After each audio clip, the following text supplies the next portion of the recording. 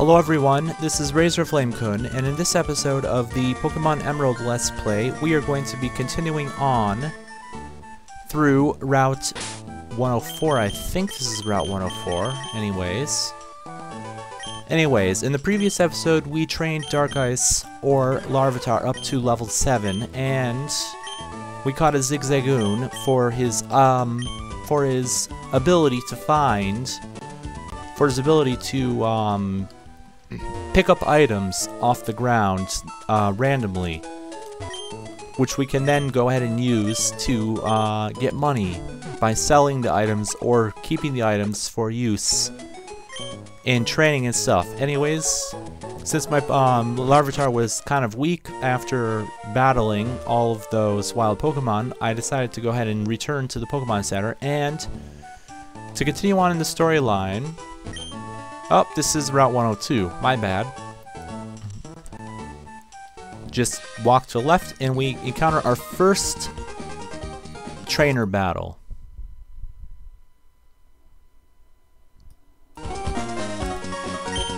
So he says, you have Pokemon with you, and that means you're an official Pokemon trainer. You can't say no to my challenge.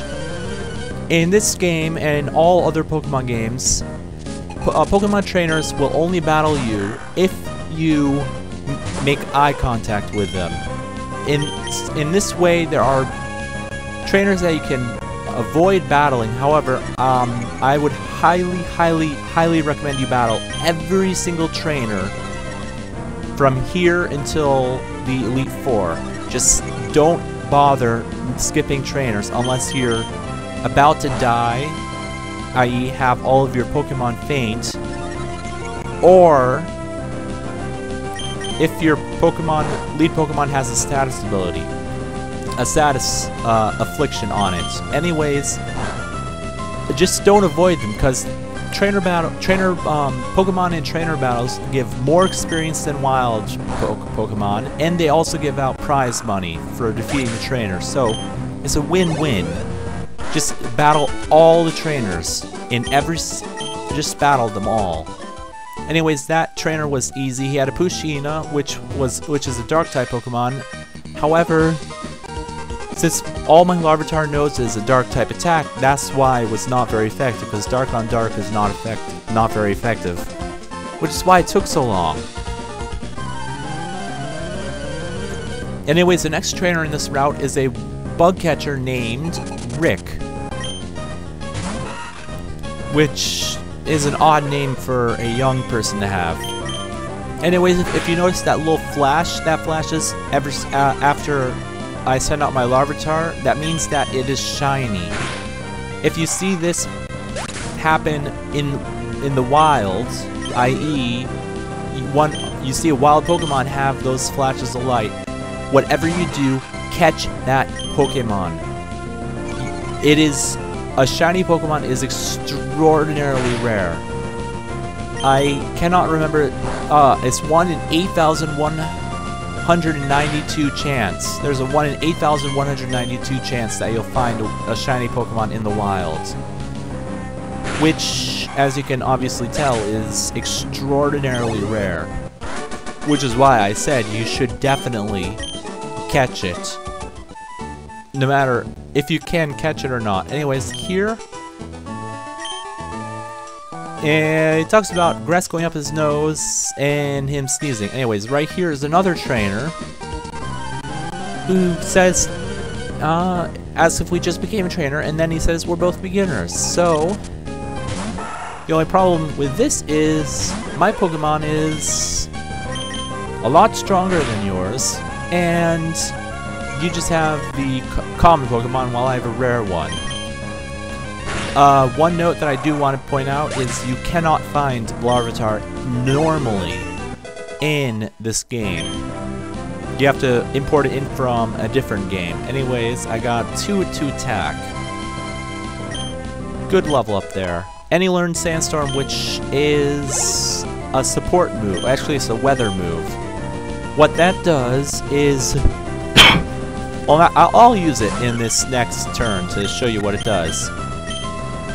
It sums up a Sandstorm, which deals damage to everybody except Steel, Rock, and Ground type. Steel, Rock, and Ground type Pokemon. I'm pretty sure those are the 3 that it doesn't deal damage to. As you can see, my Larvitar is not getting affected by it. However, his Tailo is. And go, one-hit KO. That bite is not a one-hit KO, by the way. I just said one-hit KO because it took him out in one shot. Anyways, up here to the right are the first instances of berries you will find in this game. They will always be in these patches of soft soil, and you can actually plant them. Plant the berries that you get in the soft soil, and after a certain amount of time, they will grow into new berry trees, which you can pick berries again. I'm not going to be doing that in this playthrough. I'm just forewarning you that that's not going to be happening in this playthrough because it takes too long, and because I'm not sure how it said time-based events wouldn't work on the emulator, so I'm just going to ignore that for now. Here you can battle Last Tiana, who has a level 4 Zigzagoon, which you just use one bite that is a critical hit, and you can take it out in one shot with Zigzagoon. And she also has a Shroomish. Now this could be troublesome because Shroomish is a grass type, and my Larvitar is weak against grass. Actually, I think he's double weak against grass because I think he's rock ground. But it doesn't matter since I took him out with 2 bites. So, yeah. Let's see. Zigzagoon doesn't have anything, but let's see. Yep, he is rock ground. So, once you defeat Last Tiana, move to the left, and you're now in a new city. Petalburg City. What you want to do here is you want to go ahead and go up here and restore your Pokemon to full health. Then, if you want to, you can go to the Pokemart to sell any items, miscellaneous items you have, or to buy any items you have with the prize money you got in the previous route. However, if you don't want to do either of those, you can go into the gym. However, I'm just gonna do some quick checking around. Yeah, Heroes, Sea and Mountains. I wish I could go on an adventure with some Pokemon. Also some damp grass. Climb rocky, rugged mountains, cross the raging seas. Wander about in dark caves, and sometimes even get a little homesick. Must be fabulous to travel. There are there's a single hidden item that you can get in this area, and it is right there. To the left of where my character is right now, and down across the water. We cannot access it right now, so just ignore that for now, but log it away in your memory banks, because it is a fairly good item there. Anyways, go into here and talk to Norman, who's your dad. Here with your Pokemon. Then I guess you're going to a trainer like me. That's great news. I'll be looking forward to it. And this new person comes in, who says, "I'd like to get a Pokemon, please." You're Wally, right? I'm going to go stay with my relatives in Venturf Town. I thought you'd be learning, so I took well. But I'm kind of Pokemon. I don't know how. Basically, what this is he's going to. This is pretty much the same thing as the old guy in,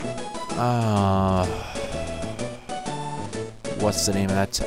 Viridian City in Pokemon Red and Blue, who taught you how to catch a Pokemon.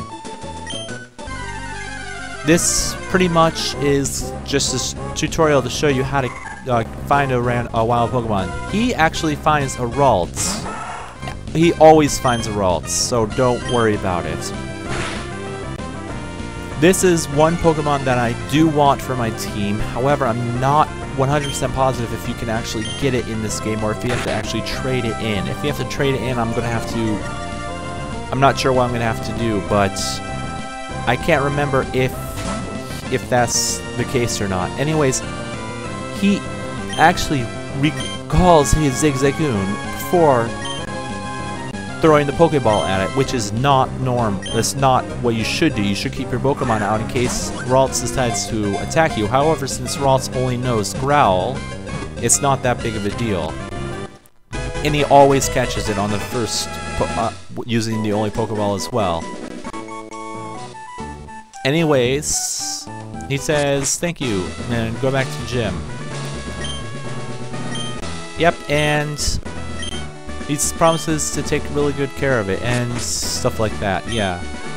If you want to go strong, he tells you where to go next, which is Razorflamekun City beyond this town. To get there, though, it's going to be a long path. You want to go and collect the gym badges. However, since we did quite a bit in this episode, I'm going to go ahead and end this episode off here. So, until next time, this has been Razorflamekun, and I'm going to heal my Pokemon really quick.